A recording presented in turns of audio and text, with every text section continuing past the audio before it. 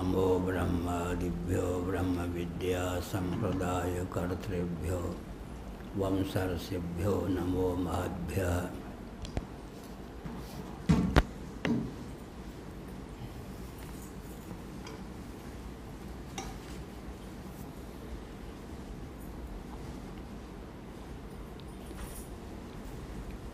नामापिते च मधुरं मधुरं स्वरूपं कर्मापिते च मधुरं मधुरा स्मृतिश्च बुद्धिं प्रबोधय प्रभो मधुबोधशक्तिं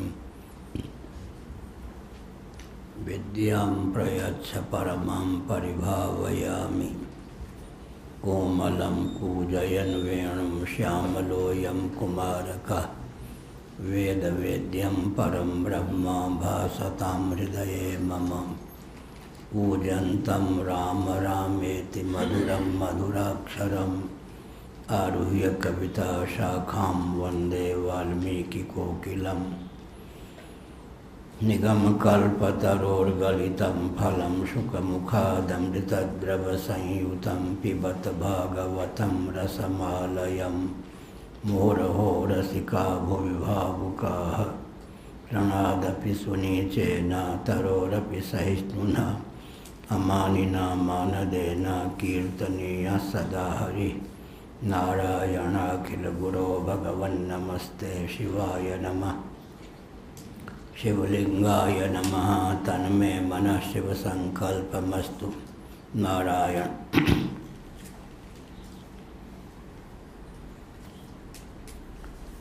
श्री राम जय राम जय जय राम। श्री राम जय राम जय जय राम। श्री राम जय राम जय जय राम। श्री राम जय राम जय जय राम। श्री राम जय राम जय जय राम।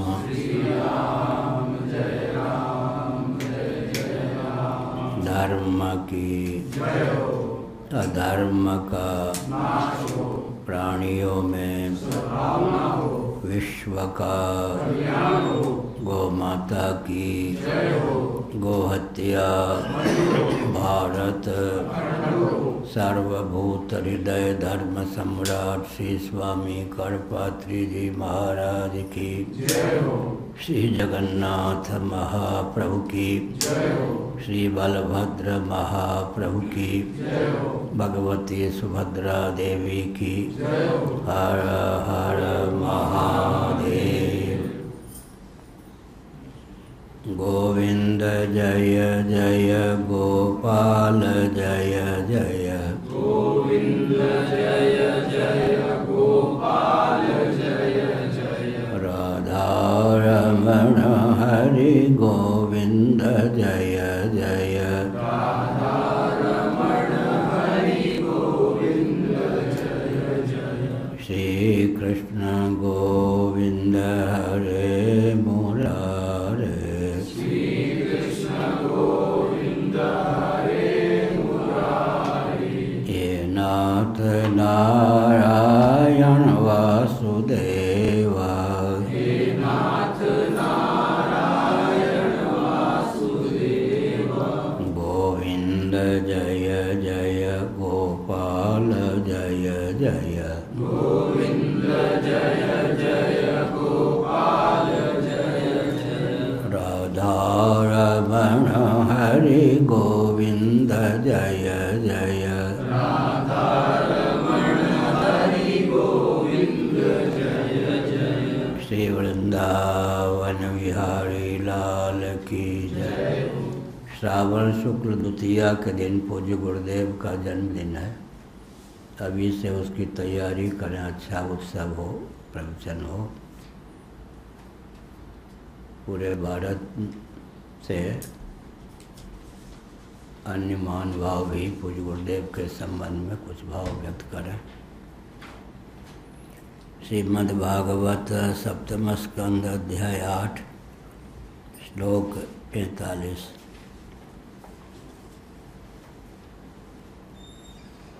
44, पितर ऊचु, पितरों ने कहा, श्राद्धारिणोधिक बुभुजे प्रसभम तनूजैर दत्तानि तीर्थ समयेप्यपिपत्तिलम्बु तस्योदरान्नख विदीर्णवपादया आर्षत् तस्मै नमो नरहरे किल धर्म गोप्त्रे तस्मै नमो नरहरे किल धर्म गोप्त्रे। पानी पीने पे उच्चारण ठीक हो।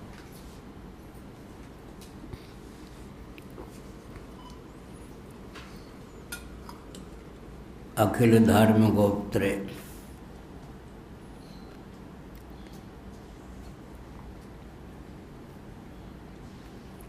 भगवान संपूर्ण धर्म के संरक्षक हैं। सिद्धों ने कहा,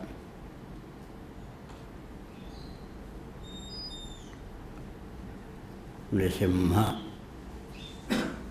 ए नृसिंह,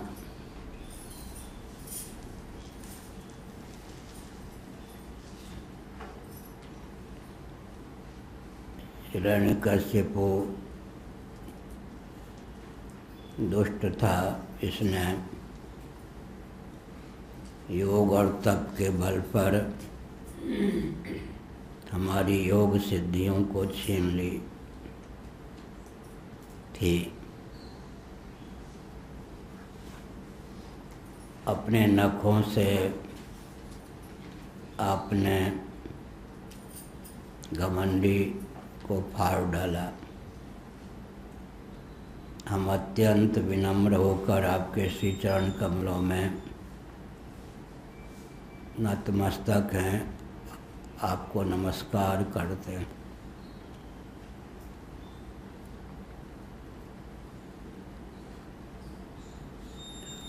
यहाँ एक संकेत किया गया,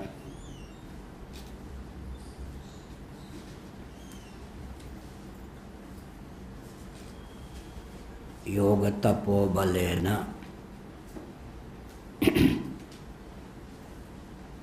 योग और तप के बल पर हमारी योग सिद्धि को इसने छीन ली।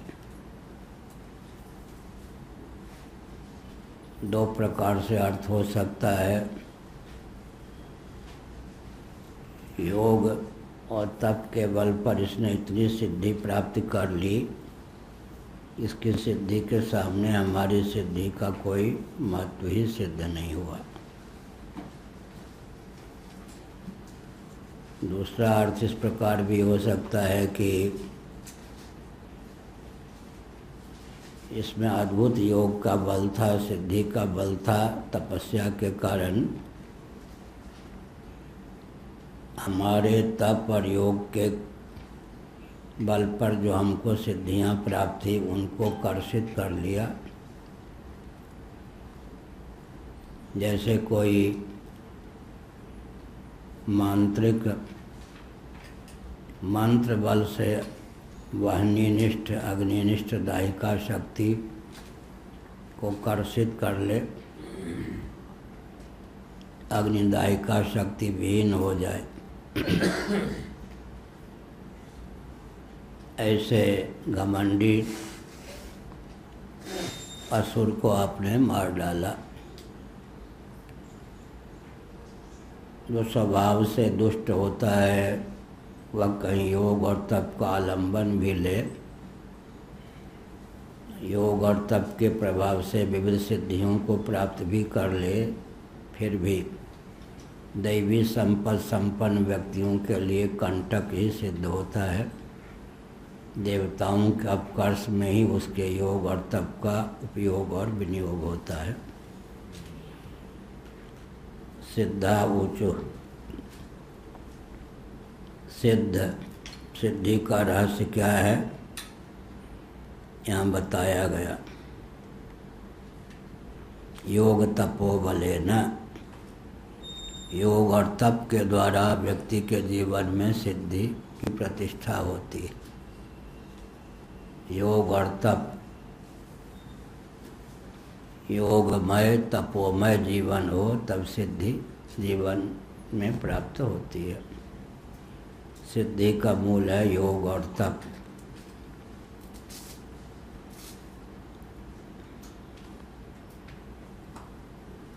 कल मैं विचार कर रहा था कि सिद्धि के हम पक्षधर हैं या नहीं। सिद्धि का अर्थ है सफलता। भोजन बनाते समय लोग कहते हैं दाल सिद्ध हो गई, चावल सिद्ध हो गया। फलोपलब्धि का नाम ही सिद्धि है। फलावसानम जगत, जगत फलावसान है। योग दर्शन में अहिंसा, सत्य, अस्तेय, ब्रह्मचर्य, परिग्रह, शौच, संतोष, तपस्वाध्याय, ईश्वर प्रणिधान, ये जो यम और नियम हैं, एक एक की सिद्धि का वर्णन किया गया। कैसे समझे कि हमारे जीवन में अहिंसा प्रतिष्ठित है, सत्य प्रतिष्ठित है, अस्तेय प्रतिष्ठित है, ब्रह्मचर्य प्रतिष्ठित है, अपरिग्रह प्रतिष्ठित है, शौच, संतोष, तपस्वाध्याय, ईश्वर प्रणिधान प्रतिष्ठित है। आसन की सिद्धि हो गई, यह भी कैसे समझें। प्राणायाम परिपुष्ट हो गया, यह भी कैसे समझें। तो फल का वर्णन किया गया है, सिद्धि का वर्णन किया गया है। उससे मालूम पड़ता है कि साधन सफल है या नहीं। अहिंसा, सत्य, अस्तेय, ब्रह्मचर्य, परिग्रह, शौच, संतोष, तपस्वाध्याय, ईश्वर प्रणिधान, ये यम नियम है। आसन सिद्धि का भी फल है, प्राणायाम का फल है, प्रत्याहार, धारणा, ध्यान, समाधि का फल है। तो यहाँ सिद्धि से डरने की आवश्यकता नहीं। सिद्धि का नाम है फलोपलब्धि, वो कसौटी है। जैसे योग मार्ग में जैसे सिद्धि का वर्णन है, जैसे ज्ञान मार्ग में कोई सिद्धि होती है, जैसे पता चलता है। सबसे सिद्धि तो इसी में है। जिते ज्ञान न मुक्ति ज्ञानादेव तु कैवल्यम। सबसे ऊंची सिद्धि तो यही है। सिद्धिम प्राप्तो यथा ब्रह्म तथा अपनोति निबोध में समासे नैव कौन्तेय निष्ठा ज्ञान से या परा। कहाँ? गीता का 18वां अध्याय। सिद्धिम प्राप्तो यथा ब्रह्म, सबसे ऊंची सिद्धि क्या है? स्वतः सिद्ध आत्मा की सिद्धि। आत्मा सिद्ध हो जाए तो आत्मा तो है ही, आत्मज्ञान आत्मनिष्ठा से संपन्न जीवन हो जाए। स्वतः सिद्ध आत्मा को जो सिद्ध कर लेता है, सबसे ऊंचा सिद्ध। सिद्धिम प्राप्तो यथा ब्रह्म, सिद्धि प्राप्त करके जैसे ब्रह्म रूप से व्यक्ति स्थित रह सकता है, वो हमें बताता हूँ। स्वतः सिद्ध ब्रह्म को जो सिद्ध कर ले, वही सबसे बढ़िया सिद्ध। अन्य जो पदार्थ हैं परतः सिद्ध हैं, आत्म तत्व स्वतः सिद्ध है, वो तो नित्य ही प्राप्त है। सिद्धिम प्राप्तो यथा ब्रह्म तथाप्नोति, सिद्धि प्राप्त करके जैसे ब्रह्म रूप से ही व्यक्ति स्थित रहता है, उसको मैं कहता हूँ। इसका अर्थ आत्मान रूप आत्मस्थिति का नाम मुक्ति है।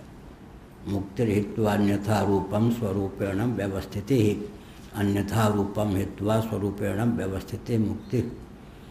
आत्मसिद्धि, ब्रह्म सिद्धि सबसे उत्कृष्ट सिद्धि है। ईश्वर सिद्धि, ब्रह्म सिद्धि, ग्रंथ का नाम है ना ब्रह्म सिद्धि। स्वतः सिद्ध परमात्मा को जो सिद्ध कर ले, इसका अर्थ परमात्मा के अनुरूप आत्मबुद्धि जीवन में प्रतिष्ठित हो जाए। या सिद्धियां आती हैं जाती हैं, स्वतः सिद्ध आत्म तत्व को जो सिद्ध कर लेता है, आत्मानुरूप आत्मबुद्धि का उदय जिसके हृदय में हो जाता है, वो मुक्त हो जाता है।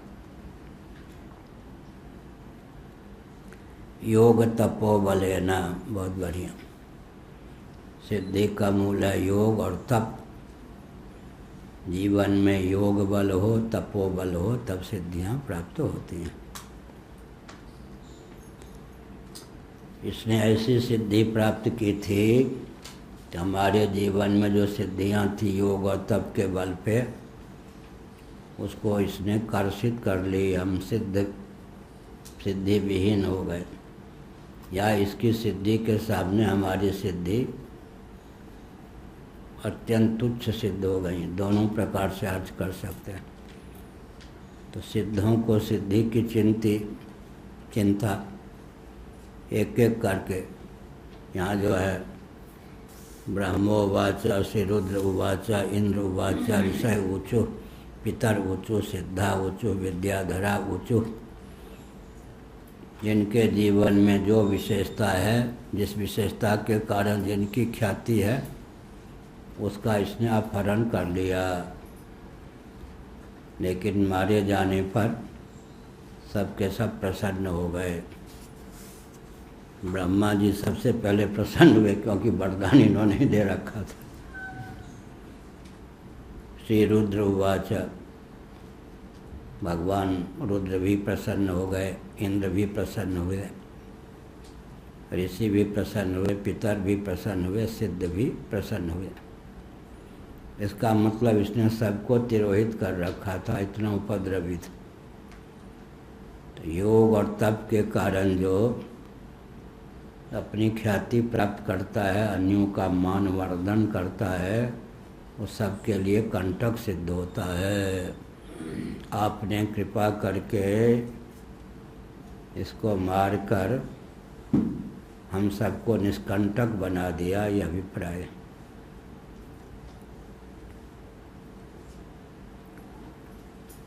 विद्याधरा ऊँचो हो, विद्याधरों ने कहा,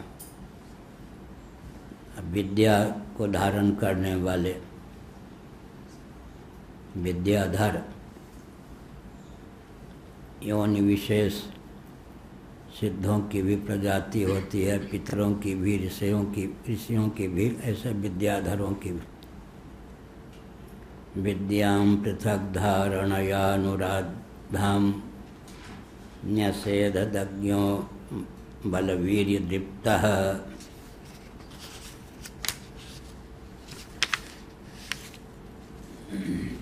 स येन संख्ये पशुबद्धतस्थं माया नृसिंहं प्रणतास्म नित्यम्।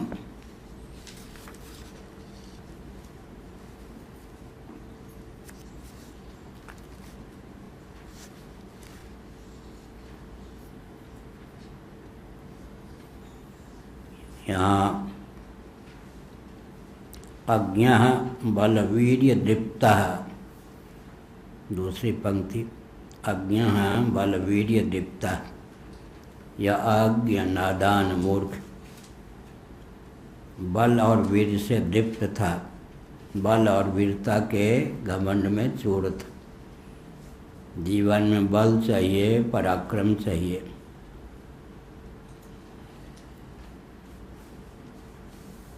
लेकिन घमंड हो जाए तो दूसरों के उत्पीड़न में बल और पराक्रम का उपयोग होता है। बल वीर्य दीप्ता, कुछ लोग बलवान तो होते हैं लेकिन वीर्यवान नहीं होते। बल और वीर्य पर्यायवाचक शब्द हैं, लेकिन मर्यादा है। पर्यायवाचक शब्द जब युगपत प्रयुक्त होते हैं तो किंचित अर्थांतर को लेकर अर्थ किया जाता है, ताकि पुनरुक्ति दोष न प्राप्त हो। बल तो होता है, पराक्रम नहीं होता। कुछ ऐसे होते हैं कि बल और पराक्रम दोनों से युक्त होते हैं। कुछ ऐसे होते हैं कि पराक्रमी तो होते हैं लेकिन बल न्यून होता है। बलवान भी हो और पराक्रमी भी हो, शेर जैसे है, बलवान भी होता है, पराक्रमी भी होता है। बल और वीर्य दोनों हो, लेकिन दृप्ता है, बल और वीर्य के चपेट में आकर दृप्त न हो। दृप्त माने उन्मत्त, घमंड न हो। अहमिति के गर्भ में अगर दैवी संपत्ति भी आ जाती है तो व्यक्ति को असुर बना देती है। मैं बलवान, मैं विद्वान, कुलीनता का गर्व तो हो, लेकिन कुलीनता के गर्व में दूसरों को अपमानित न करें। अरे तुम तो शूद्र हो, तुम क्या जानो, ऐसा नहीं। कुलीनता का दुरुपयोग हुआ। दैवी संपत्ति का पर्यवसान अहंकृति में हो जाने पर दैवी संपत्ति भी असुर बना देती है लोगों को। इसलिए जीवन में बल भी हो, वीर्य भी हो, पराक्रम भी हो, लेकिन दृप्ति न हो, उसके चपेट में आकर अहंकृति न हो। बल और पराक्रम के घमंड में यह चूर था, आपने अच्छा किया किसे मार डाला। पृथक धारणायानुराधाम, बहुत बढ़िया। पृथक धारणा के द्वारा हमने विद्या प्राप्त की थी, उसे इसने व्यर्थ कर दिया। योग दर्शन में श्रीमद् भागवत के 11 स्कंद में धारणा के द्वारा सिद्धि की प्राप्ति कैसे हो, इसका विशद वर्णन है। यहाँ सूत्र रूप में धारणायानुराधाम, पृथक पृथक धारणा के द्वारा पृथक पृथक विद्या की प्राप्ति की।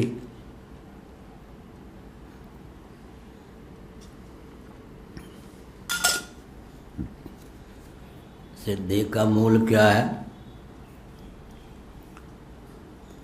एक बार पूज्य गुरुदेव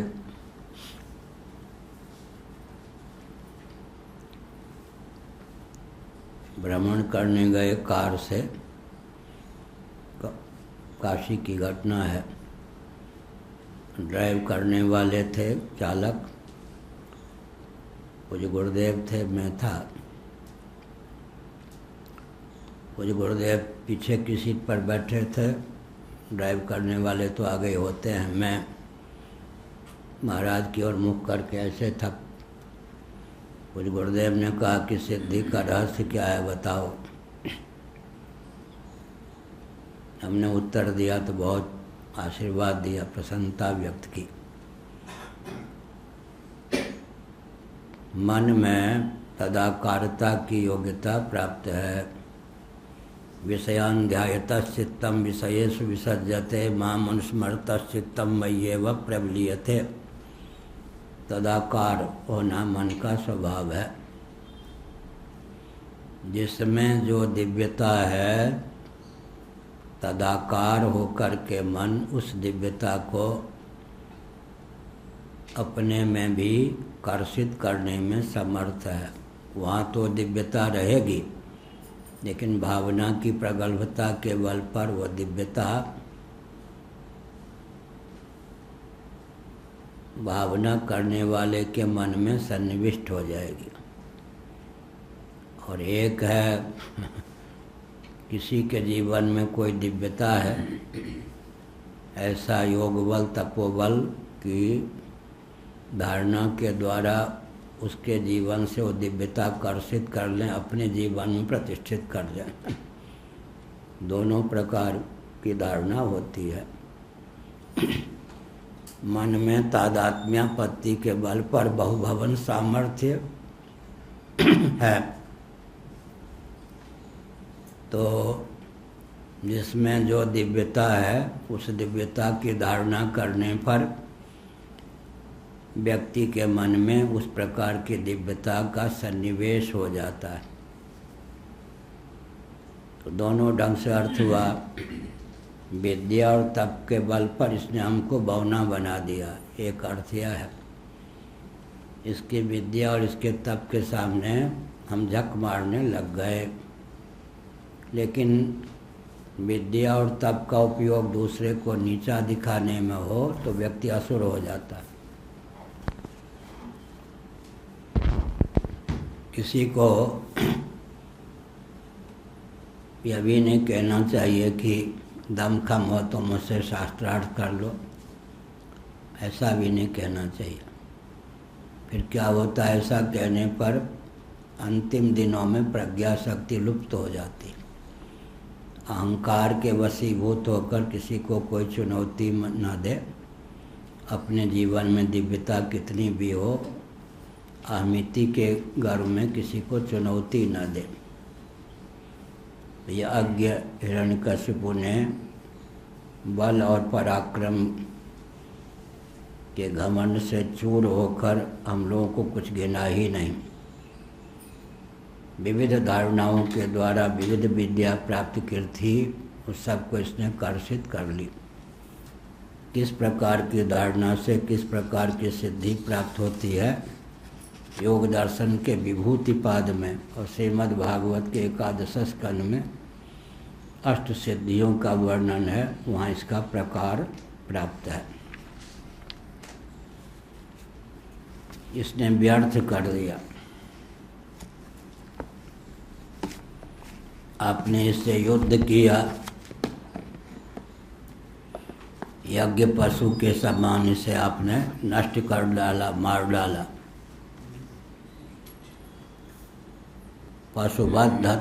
पशुबद्धतस्तम यज्ञ पशु, इसकी ज़्यादा व्याख्या नहीं करेंगे, आजकल आवश्यक भी नहीं है। माया निसिम्हम प्रणता स्म नित्यम, आत्म माया से जो निसिम्ह रूप धारण किए हुए आप, लीला पूर्वक ही आप निसिंह रूप को धारण किए हैं। नित्य निरंतर हम आपको प्रणाम करते हैं। माया निसिम्हम संभवाम्यात्म मायया, आत्म माया से भगवान युगानुरूप अवतार ग्रहण करते हैं। नृसिंह, नर और सिंह युगपत एक साथ दोनों रूपों में भगवान प्रकट हुए। शरीर का ऊर्ध्वभाग सिंह जैसा, अधोभाग नर जैसा, नरसिंह। हमने पहले बताया कि चित्सुखी नामक जो वेदांत का ग्रंथ है, उसमें मंगलाचरण के व्यास से भगवान नृसिंह के स्वरूप का चित्रण किया गया है। सर्वरूप हैं, सर्वगत हैं। प्रहलाद ने प्रतिज्ञा की थी, हमारे भगवान सर्वरूप सर्वगत, तुम जिसके बल पर दहाड़ रहे हो वो कहाँ है? पिताजी कहाँ नहीं है? वह सर्वत्र है। कौन है? कौन नहीं है? सर्वरूप है। खंभे से भी प्रकट हो गए और नरसिंह दोनों रूपों में प्रकट हो गए। तो प्रहलाद की दोनों प्रतिज्ञाओं का निर्वाह भगवान ने किया। प्रतिज्ञा की प्रहलाद ने, निर्वाह किया भगवान। अर्जुन की प्रतिज्ञा होती थी, श्री कृष्ण पूर्ण कर देते थे। भक्त की प्रतिज्ञा होती है, भगवान उसके पूरक हो जाते हैं। लीला पूर्वक आपने निसिम्ह रूप धारण किया। हम प्रणतास्म नित्यम, नित्य ही प्रणाम करते हैं। इसका अर्थ है सदा विनम्र होकर आपके स्वरूप का अभिनंदन करते हैं। आपके चरणों में देहेंद्रीय प्राणांतःकरण सहित स्वयं को समर्पित करते हैं। अब यहाँ जो ऊंचो आया है, इससे इसके पराक्रम का परिचय प्राप्त होता है। ब्रह्मा जी भी वरदान देकर स्वयं त्रस्त थे।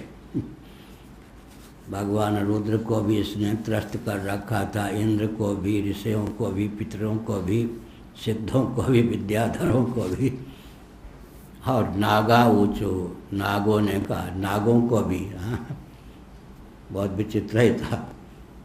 ऐसे व्यक्ति के मारे जाने पर भगवान ने सद्गति दी तो सब प्रसन्न हुए। हम नागों का क्या कल्याण हुआ, इसके मारे जाने पर नाग भी बहुत प्रमुदित हो गए। एक होता है सर्प, एक होता है नाग। सामान्य रीति से सर्प और नाग का अर्थ एक ही होता है। तक्षक नाग था, स्वप्रेरित पर प्रेरित, जो किसी को डसता है उसका नाम है नाग। अपने क्रोध के कारण स्वभाव के वशीभूत होकर जो डस लेता है उसका नाम है सर्प। सर्प और नाग में भेद होता है। नाग का अर्थ तक्षक नाग था। ब्राह्मण कुमार ने शाप दे दिया तो तक्षक ने डस लिया परीक्षित को। स्वप्रेरित या पर प्रेरित, जो किसी को डसता है क्रोध के वशीभूत होकर, नहीं शाप के वशीभूत होकर। स्वप्रेरित पर प्रेरित, जो किसी को डस लेता है वो नाग। और अपने क्रोध के वशीभूत होकर जो डसता रहता है वो सर्प। सर्प और नाग की प्रजातियों में कुछ भेद है, महाभारत के अनुसार बोल रहा हूँ। ये न पापे न रत्नानि स्त्री रत्नानि हृतानि न तद्वक्षा पाटने नासाम दत्तानंद नमोस्तु ते। बढ़िया नाम किसी का नाम रखा जाए, दत्तानंद। आनंदप्रद भगवान की प्रार्थना की नागों ने। इस पापी ने हमारी मणियों को और हमारी श्रेष्ठ सुंदर देवियों को छीन लिया था। नागलोक में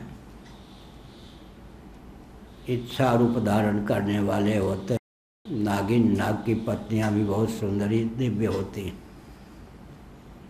शेष नाग रहते ना नागलोक में विशेषकर। तो स्त्री रत्न और मणि इत्यादि जो संपत्ति दोनों भरपूर है नागलोक में। क्या मणियाँ भी एक से एक मणि, दिव्य मणि। मणिधर सर्प होते हैं और उनकी देवियाँ भी बड़ी सुंदरी होती हैं, भव्य होती हैं। तो हमारे दोनों रत्नों को इसने छीन लिया था। मणियों को भी, हमारी श्रेष्ठ दिव्य सुंदर सुंदरी देवियों को, पत्नियों को भी छीन लिया था। आपने बक्षोज को फाड़ दिया इसके। हमारी पत्नियों को अद्भुत आनंद दिया है क्योंकि वो पतिव्रताएं थीं। इसने बलपूर्वक उनका अपहरण किया था। हम आपको नमस्कार करते हैं। ये न पापे न रत्नानि स्त्री रत्नानि हृतानि न। बहुत बढ़िया। एक रत्न, एक स्त्री रत्न, दो रत्नों का वर्णन। गृहस्थों के यहाँ पत्नी जो है वो रत्न है, और धन वैभव वो भी रत्न। एक अचल एक चल। यहाँ स्त्री रत्न, स्त्री को भी रत्न कहा गया। और भरण पोषण के लिए मणिमाणिक इत्यादि जो हैं इनको भी रत्न। दोनों रत्नों से हमको विहीन कर दिया नागलोक में। दोनों प्रकार के रत्न बहुत बढ़िया। दिव्याति दिव्य रत्न से युक्त होते हैं नाग। हमने एक दिन बताया था कि बचपन में आंगन में, प्रांगण में एक नाग आता था लगभग रात के 2 बजे। अमरूद के पेड़ के पास कुछ पौधे लगे थे। अपने मुख से मणि को छोड़ देता था। मणि के प्रकाश में फिर कीड़े आदि का चयन करके पेट भर लेता था। फिर मणि को मुख में लेकर चंपत हो जाता। दिव्य नाग, इतनी बड़ी मणि थी, हमने देखा है, बहुत कीमती। उसके तो अरबों रुपये कीमत। तो स्त्री रत्न और मणि रूप रत्न, दोनों रत्नों को छीन लिया। इसके मारे जाने पर हम बहुत प्रसन्न हैं। हमारी पत्नियां पतिव्रता थीं, वो अब प्रसन्न हो गई इसके मारे जाने पर। इसलिए हम आपकी वंदना करते हैं, आपको नमस्कार करते हैं। जिन कारणों से जो दुखी हुए थे इसके मारे जाने पर वो सब प्रसन्न हो गए।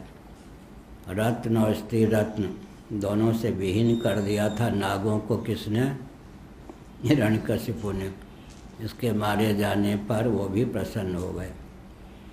एक व्यक्ति अपने उपद्रव से किसको किसको कष्ट दे सकता है, उसके मारे जाने पर कष्ट विहीनता के कारण कौन कौन प्रसन्न हो सकते हैं, यह है। देखिए यहाँ पर अर्थ तो हम करते जा रहे हैं, लेकिन कहाँ से वर्णन हुआ। सबसे पहले आया ब्रह्मोवाच, वरदान देकर विपत्ति में फंस गए थे ब्रह्मा जी। ब्रह्मा जी भी प्रसन्न हुए। श्री रुद्र, रुद्र के साथ ही श्री शब्द का प्रयोग है। यद्यपि वैष्णव शास्त्र है, लेकिन यहाँ रुद्र के पहले श्री शब्द का प्रयोग है। इंद्र भी प्रसन्न हो गए, ऋषि भी प्रसन्न हो गए, पितर भी प्रसन्न हो गए, सिद्ध भी प्रसन्न हो गए, विद्याधर भी प्रसन्न हो गए, नाग भी प्रसन्न हुए, मनवा ऊँचु, मनु भी प्रसन्न हो गए, प्रजापतय ऊँचु, प्रजापति भी, गंधर्व भी, चारण भी, वैतालिका भी, किम पुरुष भी, किन्नर भी, आजकल के किन्नर नहीं, वो जो शास्त्र सम्मत, और विष्णु पार्षदा ऊँचु, भगवान विष्णु के पार्षद भी, ये सब। इसका मतलब चतुर्दश भुवनात्मक ब्रह्मांड में इसका आतंक था ना। कहाँ भगवान विष्णु के पार्षद होते ऊपर विष्णु लोक, कहाँ नाग लोक। इसका मतलब जल स्थल नभ सब जगह इसने आतंक फैला रखा था। आतंकवादियों में सर्वोत्कृष्ट था। चतुर्दश भुवनात्मक ब्रह्मांड, ब्रह्मा जी रहते हैं ना सत्यलोक में, तो ब्रह्मा जी ने भी कहा, इसका मतलब चतुर्दश भुवनात्मक ब्रह्मांड में इसने आतंक फैला रखा था। 14 भुवनों में आतंक फैला रखा था। एक आतंकवादी, आजकल के आतंकवादी तो मच्छर के समान भी नहीं होंगे ना इसके सामने। क्या चंबल के किनारे के डाकू लोग बस 1-2 जिला तक आतंक फैला पाते हैं या फैलाते थे। अब चंबल के किनारे डाकू नहीं रहे। क्यों नहीं रहे?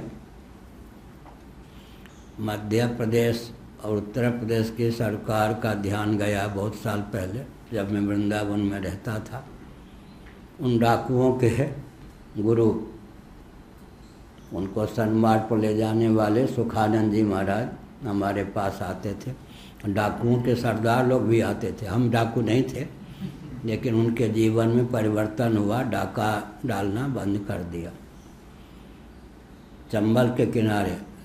परंतु सरकार ने क्या किया, चंबल उस पार इस पार दोनों ओर के शासन तंत्र ने क्या किया, उनकी शिक्षा की व्यवस्था की, उनको सुसंस्कृत करने और स्वावलंबी बनाने का अभियान चलाया। ऐसे ही कोई वृंदावन में सूर्यास्त के बाद वृंदावन का कोई व्यक्ति मथुरा ट्रेन पकड़ने जाता था। ट्रेन रात के 11 बजे हो, बरेली जाने के लिए हम लोग 11 बजे ट्रेन, सूर्यास्त के समय ही चल पड़ते थे। रास्ते में लोग लूट लेते थे। अब ऐसा लूट ऐसे नहीं लूटते हैं। क्यों नहीं लूटते? लुटेरा हनुमान ये सब प्रसिद्ध। शासन तंत्र ने क्या किया, जो लुटेरे थे उन्हें स्वावलंबी या सुशिक्षित करने का मार्ग प्रशस्त किया। ब्रज में तो बड़े लूटते थे लोग, अब कहाँ लूटते हैं। इसका अर्थ यह है कि गरीबी से त्रस्त होकर जो लूटपाट उपद्रव करते हैं, उनकी शिक्षा का प्रबंध किया जाए, उन्हें स्वावलंबी बनाया जाए, तो लूटने पाटने की व्यवस्था शांत हो जाती। ऐसे कुछ लोग कहते हैं अमुक जगह के पंडे बड़े लुटेरे हैं। वो लुटेरे हैं, अरे कौन भृगु जी हंस रहे, ये पंडा नहीं है, यहाँ चाहिए पंडा है प्रयाग वाले। अच्छा, इसलिए यहाँ से ये प्रयाग के पंडा हैं। ये क्या नाम है? अंकित, बढ़िया है, गोरे चट्टे, प्रयाग के पंडा। तो वहाँ ध्यान देना चाहिए कि व्यक्ति गरीबी से त्रस्त होकर उपद्रव कर रहा है, तो उसको एक गरीबी को दूर करने का प्रयास करना चाहिए, उसके मरवाने का प्रयास नहीं करना चाहिए। शासन तंत्र के प्रमाद के कारण जो लूटने पाटने आदि के लिए विवश हो जाते हैं, उनको दंड देने की आवश्यकता नहीं है। महाभारत शांति पर्व में किसी ने कोई उपद्रव किया तो भीष्म जी ने कहा कि गरीबी से त्रस्त होकर उसने अगर चोरी की तो क्षम्य। गरीबी से त्रस्त होकर अगर किसी ने चोरी की तो क्षम्य है। तो शासन तंत्र का दायित्व है कि कोई अराजकता की धारा में बहने के लिए विवश न हो जाए। बहुत से व्यक्ति तो अराजकता की धारा में बहने के लिए विवश हो जाते हैं। अराजकता की धारा में बहने के लिए विवश न हो जाए। राजतंत्र को छिन्न करने की भावना से चंबल के किनारे आदि के क्षत्रियों को सरकार ने बहुत दबोचा। वे सब क्षत्रिय फिर डाकू होने के लिए बाध्य हो गए। सच्ची घटना। तो सरकार की कुरीति के कारण, नीति विहीनता के कारण अगर कोई डाकू आदि हुआ है तो शासन तंत्र की कमजोरी है।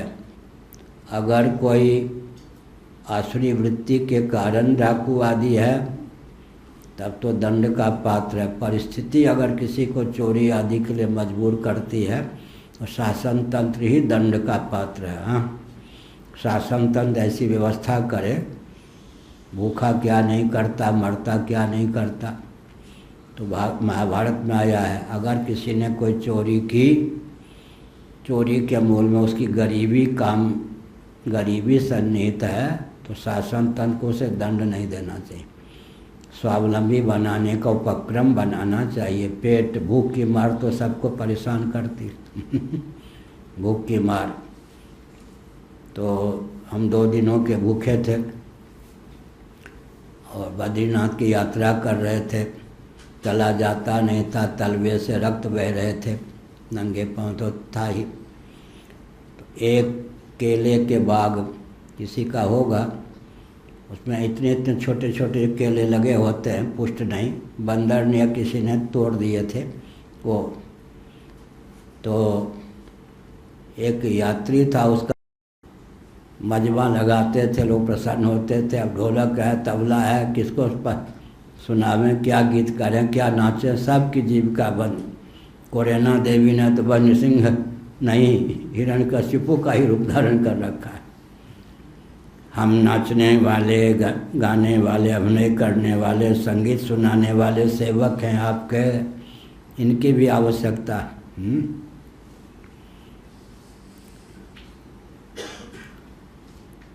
इस दैत्य ने क्या किया था? वीर्य बलौ जसा कृता बारे में, बल वीर्य पराक्रम से हमको अपने अधीन कर रखा था। ये नात्मसाद वीर्य बलौ जसा कृता, आत्मसात हमको प्रतिबंधित कर रखा था। इसने क्या किया था? अपने बल वीर्य पराक्रम से हमें गुलाम बना रखा था। सांस्कृतिक कार्यक्रम करने वाले, मजमा लगाने वालों की भी फजीहत हो गई थी। सबका नियंत्रण कर दिया, गाना बंद, नाचना बंद, सांस्कृतिक कार्यक्रम बंद। कोरेना का अवतार ही तो था हिरण्यकशिपु। आपने उस दशा में पहुंचाकर हमको आह्लादित किया है। अब यह है उपदेश कि उत्पथस्थ कुशलाय कल्पते, बहुत बढ़िया।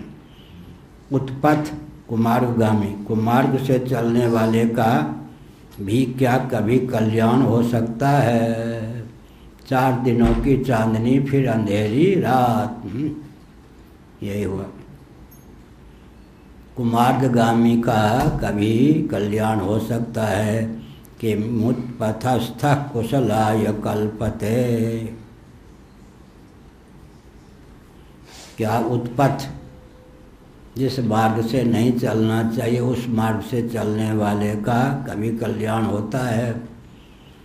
भामतीकार ने एक वर्णन किया है, मिथिला के थे, और हम लोगों ने आर्तस्वर भी सुना है बचपन में। एक राक्षस का अपभ्रंश है मैथिली में, राक्षस। वो क्या करता? कोई बेचारे मधुबनी आदि जाते थे, शहर में गए, सौदा लेके आए, सूर्यास्त हो गया, रात में जंगल भी है, नदी भी है, तो अधोगति को प्राप्त जीवात्मा क्या करती थी, पिंड बन जाती थी, पिंड, चमकदार पिंड। जिस रास्ते से नहीं जाना चाहिए उस रास्ते पे आकर के ऐसे ऐसे प्रकाश करती और उसकी दृष्टि को बिल्कुल चुरा लेती, मतलब बाध्य कर देती उधर जाने के, गड्ढे में, कांट की झाड़ियों में जा कर के फंसा देती। और बेचारा रोता, बचैया, बचाना, लालटेन लाना, लाठी लाना, राक्षस के चपेट में पड़ गया हूँ। जिस मार्ग से नहीं जाना चाहिए, भटकने वाला, जंगल में फंसाने वाला कांटेदार मार्ग, या गड्ढे में गिरा देता था। बहे बहाए जात थे लोक वेद के साथ, पेड़िया में सद्गुण मिलो दीपक दिनों हाथ। दूसरी ओर क्या है, जिस मार्ग से नहीं चलना चाहिए उस मार्ग को न दिखाने वाला, जिस मार्ग पे चलना चाहिए उसी को दिखाने वाला दीपक गुरु जी ने दिया। तो दो हो गए ना, एक कुपथ की ओर दर्शाने वाला, एक सुपथ को ही दर्शाने वाला। तो जो कुमार्ग से चलने वाला है, भला उसका कभी कल्याण हो सकता है। तो ये गंधर्वों ने भी अच्छा किया, गाने बजाने वालों पर भी प्रतिबंध लगा दिया था। मतलब हमारा यशोगान करो, भगवान का यशोगान न करो, सांस्कृतिक कार्यक्रम हमारे अलावा कहीं नहीं, हमारे सामने नाच गा करके हमारा यशोगान करो, बाकी सब बंद, जगन्नाथ जी के पास नाचो मत, गाओ मत, हमारा ही यशोगान करो। बड़ा विचित्र था। गंधर्वों को भी प्रसन्नता हुई, प्रजापतियों को, मनुओं को, नागों को, पितरों को, चारण जो थे उनको भी प्रसन्नता हुई।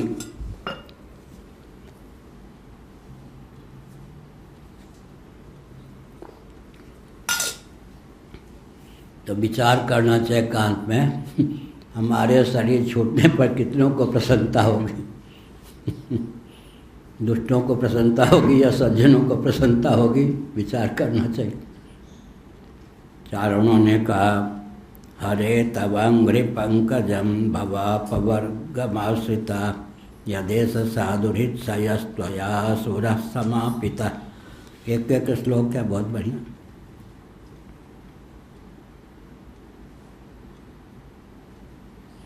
साधुरित सयस्त्वया सुरः समापिता, समापिता, बहुत बढ़िया। सज्जनों के हृदय को पीड़ा पहुँचाने वाला इस दुष्ट को आपने जहाँ पहुँचाना चाहिए पहुँचा दिया, समाप्त कर दिया। विचार करना चाहिए कि मेरी विद्यमानता से सज्जनों का हृदय उत्पीड़ित तो नहीं हो रहा है, आत्मनिरीक्षण करना चाहिए। इसने क्या किया, सज्जनों को अत्यंत उत्पीड़ित कर दिया। वे सज्जन इसके मारे जाने पर प्रमृत हुए। फिर क्या है, हरे तवांग्रि पंकजम भवापवर्गमाश्रिता, बहुत बढ़िया। हम आपके चरण कमलों की शरण में हैं। आपके चरण कमल कैसे हैं, जन्म रूप मृत्यु रूप जो संसार चक्र है उससे मुक्ति देने में सर्वथा समर्थ हैं। हरे तवांग्रि पंकजम भवापवर्गमाश्रिता यदेश साधुरित्सयस्त्वया सुरः समापिता, समापिता भवापवर्गमाश्रिता। भव से अपवर्ग, भवाटवी में भटकने से मुक्ति दिलाने में, देने में समर्थ आपके चरण कमल हैं। उनकी शरणागति हम स्वीकार करते हैं। हम आपके प्रति सर्वतोभावेन प्रपन्न हैं। यह अब यक्षों को भी प्रसन्नता हुई। यक्षों ने कहा, कितना बलवान रहा होगा। सबको अपनी मुट्ठी में बांध रखा था। क्यों, आखिर भगवान का भक्त था ना, शापित। तपोबल से वैकुंठ लोक में गया होगा, द्वारपाल बना होगा, कितना, और गिरा तो कितना, यह ना। ऊंचे से गिरा हुआ, तब उपद्रवी हो गया साप के कारण। यक्षा ऊँचु, यक्षों ने कहा वयम अनुचर मुख्या कर्मभिस्ते मनोज्ञैर् स्तयेहदिति सुतेन प्रापिता वाहकत्वम्। हमारा भी इसने कचूमर ही निकाल रखा था। कचूमर किसको बोलते हैं पंजाब में? हैं? चोखा को। पंजाब में कचूमर बोलते चोखा को। आते हैं कचूमर, सब सुना है ना? हाँ, कचूमर निकाल दिया। चोखा जो बातें ना बैगन आदि, उसको बोलते पंजाब में कचूमर।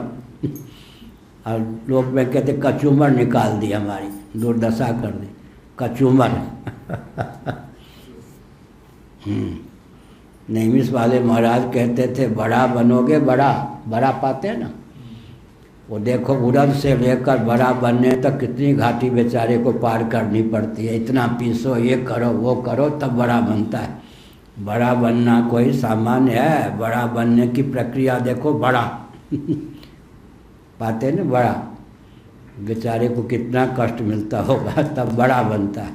ऐसे ही कचूमर निकाल दी इसने। यक्षों ने कहा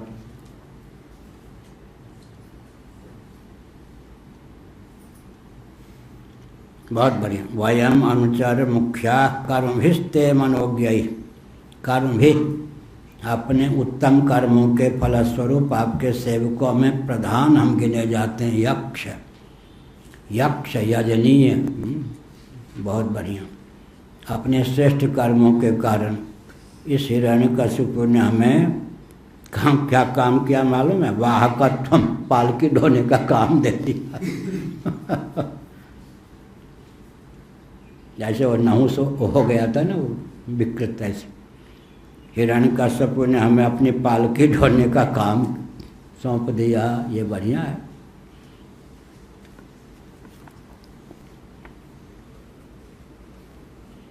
आप कौन हैं? बहुत बढ़िया। जित सुते न, इस दिति के बेटे ने प्रापिता वाहकत्वम, दो जी वाहक बना दिया।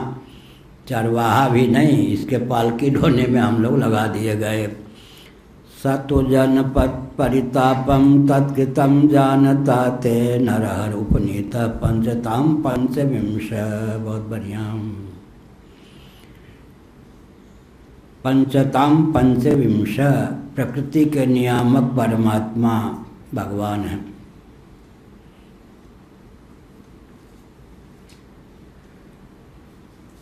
इसके कारण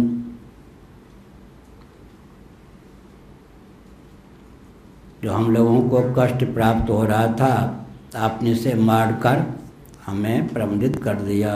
पंचताम पंचविंश, नरहर उपनीता पंचताम पंचविंश। यह 24 कार्यकोटि प्रविष्ट 25वें प्रकृति, प्रकृति के नियामक परमात्मा हैं भगवान।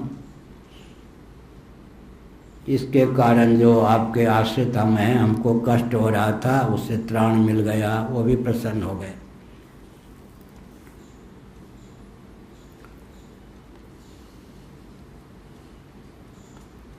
बहुत बढ़िया कहा। जब व्यक्ति विशेषकर संतानहीन के यहाँ कोई जन्म लेता है तो सब प्रसन्न होते हैं। कोई भला व्यक्ति देहत्याग करता है तो हजारों सैकड़ों व्यक्ति रोते हैं।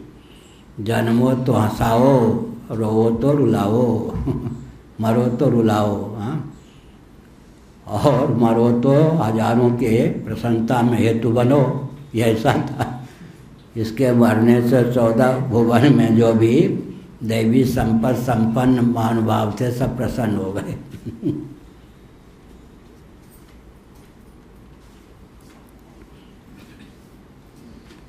हम हंसे जग रोए, कबीर बाबा ने कहा। हम हंसते हंसते देह त्याग करें, भगवान का स्मरण करते हुए। गोविंद मेरी यह प्रार्थना है, भूलूं न मैं नाम कभी तुम्हारा। निष्काम होके दिन रात गाऊं, गोविंद दामोदर माधवेति। 4:30 से शुरू हुआ था, समय हो गया 5:30। देहांत काले तुम सामने हो, बंसी बजाते मन को लुभाते। गाता यही मैं तननाथ त्यागूं, गोविंद दामोदर माधवेति। गोविंद दामोदर माधवेति, हे कृष्ण हे यादव हे सखेति। श्री राम जय राम जय जय राम, हर हर